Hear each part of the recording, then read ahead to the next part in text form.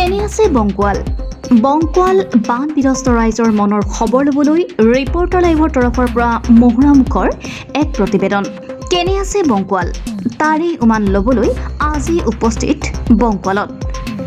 যোৱা 1 জুলাই তাৰিখে ব্ৰহ্মপুত্ৰৰ বলিয়াবানে বংকুৱালৰ মাথাউৰি ভাঙি নিমিষতে যি তাণ্ডৱ সৃষ্টি কৰি 15 মিনিটতে সকলো শেষ কৰি বংকুৱাললৈ যি অমানিশা কঢ়িয়াই আনিলে সেয়া যেন আজিও প্ৰতিজন বান বিধ্বস্ত ৰাইজৰ কাণে কাণে সুতৰ সুৰসুৰণি বাজি আছে। বংকুৱালৰ মাথাউৰিও ভঙাৰ পিছতেই অসমৰ জনপ্ৰিয় মুখ্যমন্ত্ৰী হিমন্ত বিশ্ব শৰ্মাৰ লগতে জলসম্পদৰ মন্ত্ৰী পীয়ুষ হাজৰিকা, শিক্ষামন্ত্ৰী ৰণোজ পেগু, স্থানীয় বিধায়ক তথা মন্ত্ৰী অতুল বৰাৰ লগতে বহুকেইজন মন্ত্ৰী বিধায়ক বংকুৱালৰ বান পৰিস্থিতি বুজ লোৱা আজি 5টা মাহ সম্পূৰ্ণ হৈছে। 1 তাৰিখে যিটো মহাপ্ৰলয় আৰম্ভ হৈছিলে বংকুৱালত, নিমিষতে গোটেই ধ্বংস হৈ গৈছিলে। অকল বংকুৱাল বুলিয়ে নহয়, সমগ্ৰ অঞ্চলটোত এটা বেলেগ এটা পৰিৱেশৰ সৃষ্টি হৈছিলে। 5 মাহ হ'ল, কিন্তু 5 মাহ হৈ যোৱাৰ পিছতো পুনৰ মানুহখিনি ঠন ধৰি উঠিব পৰা নাই। কিয়নো অৰ্থনৈতিকভাৱে মানুহবোৰ ইমান দুৰ্বল হৈ গ'ল, যিহেতু এই যিখিনি অৰ্থনৈতিকভাৱে দুৰ্বল হ'ল এইখিনি পূৰণ কৰিবলৈ খুব কমকৈ হ'ল 10 বছৰ মানুহক লাগিব আগৰ পৰ্যায়লৈ ঘূৰি যাবৰ কাৰণে। এইকাৰণে আমি কৈছোঁ, চৰকাৰে যিহেতু কৈ আছিলে যে তেওঁলোকে গোটেই বংকুৱাল এৰিয়াটো ফুল ডেমেজ হিচাপে ধৰি 1,20,000কৈ ক্ষতিপূৰণ দিয়াৰ কথা কৈ আছিলে। কিন্তু কালক্ৰমত কি হ'ল, সৌদিনা মুখ্যমন্ত্ৰী আহিলে, অহাৰ পিছতে এটা বিতৰ্ক সৃষ্টি হ'ল। বিতৰ্ক হোৱাৰ পিছত এতিয়া এনকুৱাৰী কৰাইছে মেজিষ্ট্ৰেট দ্বাৰা, কিন্তু মেজিষ্ট্ৰেটে এতিয়া এনকুৱাৰী কৰিছে 5 মাহৰ পিছত তেওঁলোকে কি পাব, চিনচাপটো এইটোও একো নাপায়। এইকাৰণে আমি মুখ্যমন্ত্ৰীকো আমি অনুৰোধ জনাইছোঁ আৰু আমাৰ কৃষিমন্ত্ৰী অতুল বৰা ডাঙৰীয়াকো আমি অনুৰোধ জনাইছোঁ যে প্ৰত্যেক ঘৰ মানুহে এয়া পাবৰ কাৰণে যোগ্য, তেওঁলোকক দিব লাগে। আকৌ ছাৰ্ভে কৰি এখন বেলেগ এখন ৰচনা কৰিব নালাগে আৰু বুলি আমি আহ্বান জনাইছোঁ। কিন্তু পৰিতাপৰ বিষয় যে মুখ্যমন্ত্ৰী হিমন্ত বিশ্ব শৰ্মাই বংকুৱালক বান সাহায্য প্ৰদান কৰাৰ আস্থা দিয়াৰ পিছতো বংকুৱালত বান সাহায্য পোৱাৰ পৰিলক্ষিত নহ'ল। আহকচোন বৰ্তমান বংকুৱালৰ অৱস্থা কি, বংকুৱাল কেনে আছে, বংকুৱালৰ ৰাইজৰ মনৰ খবৰ লওঁ।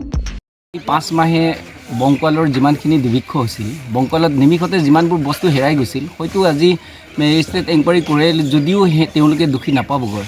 আৰু মই এটা কথা স্পষ্টকৈ ক'বলৈ বিচাৰিছোঁ যে বংকুৱালক লৈ পেলাই ৰাজনীতি কোনো সংগঠনে ৰাজনীতি কৰিব নালাগে, দল বা সংগঠনে কোনো ৰাজনীতি কৰিব নালাগে।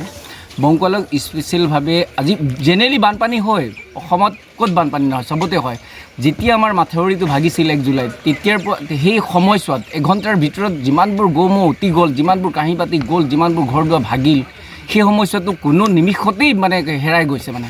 আৰু সেই বস্তুবোৰ কোনো এতিয়া আমি এইটো স্বতঃস্ফূৰ্তভাৱে দেখুৱাব নোৱাৰোঁ নহয়। গতিকে বংকুৱালক যিটো ক'লে ডিচিয়ে কৈছিলে যে, বা মুখ্যমন্ত্ৰীয়ে কৈছিলে, মুখ্যমন্ত্ৰীয়ে আহি ক'লে যে আমি বংকুৱালক বান সাহায্য দিম।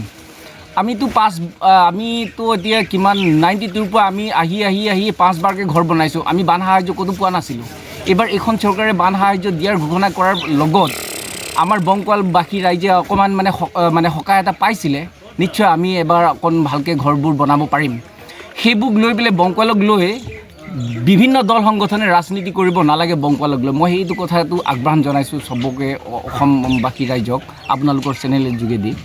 আৰু মই এইটো কথা ক'বলৈ গৈছোঁ যে সেই সময়ছোৱাত 5 মাহৰ আগৰ সময়ছোৱাত এতিয়াও আমাৰ কাণত বাজি আছে যে মাথাউৰি ভগাৰ সুৰসুৰণি কেনেকৈ আহিছিল।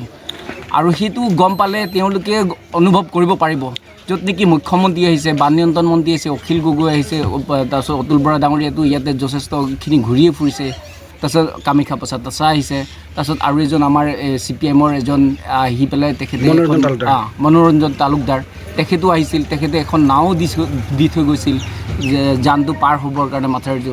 আৰু তৎকালীনভাৱে যি হ'লেও মাথাউৰিটো চিগাখিনি মেৰামতি কৰা হ'ল বাৰু, হ'লেও যিমানখিনি বংকুৱালৰ এটা সমস্যাত ভুগিল সেইখিনি যদি অনুভৱ কৰে তেওঁলোকে চিন্তা কৰিব পাৰিব যে হয় বংকুৱালত যে এনেকুৱা হয়। জেনেৰেলি চবতে বানপানী হয়, কিন্তু এইবাৰ বংকুৱালৰ সমস্যাটো বহুত দুৰ্যোগৰ বানপানী হৈছিলে মানে।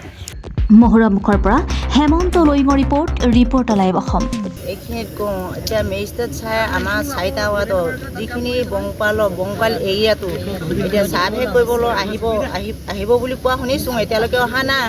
কিন্তু আহি এতিয়া একো নাপায়, কাৰণ এতিয়া 6 মাহ হৈ গ'ল। 6 মাহত এতিয়া যেতিয়া যিটো অৱস্থাত আছিলে, আমি পানীৰ মাজত আছিলোঁ, সেই সময়ত 15 মিনিটত আমাৰ গাঁৱত গোটেই বানে উটুৱাই লৈ গ'ল সা সম্পত্তি চব গৰু ছাগলী আন নালাগে যদি ৰাতি হোৱালে মানুহবোৰকো উটুৱাই লৈ গ'লেহেঁতেন কাৰণ ৰাতিপুৱা সেইটো সময়ত চবেই উঠিছে 6টাৰ সময়ত উঠাৰ কাৰণে মানুহখিনিয়ে যেনে তেনে কিবা নিজকে চম্ভালিব পৰা হ'ল কিন্তু সা সম্পত্তি যিবোৰ আছিলে চব কিছুমান সৰহখিনি উটুৱাই লৈ গ'ল এতিয়া মেজিষ্ট্ৰেট চাই আহি আমাৰ গাঁৱত একো নাপায় কাৰণ এতিয়া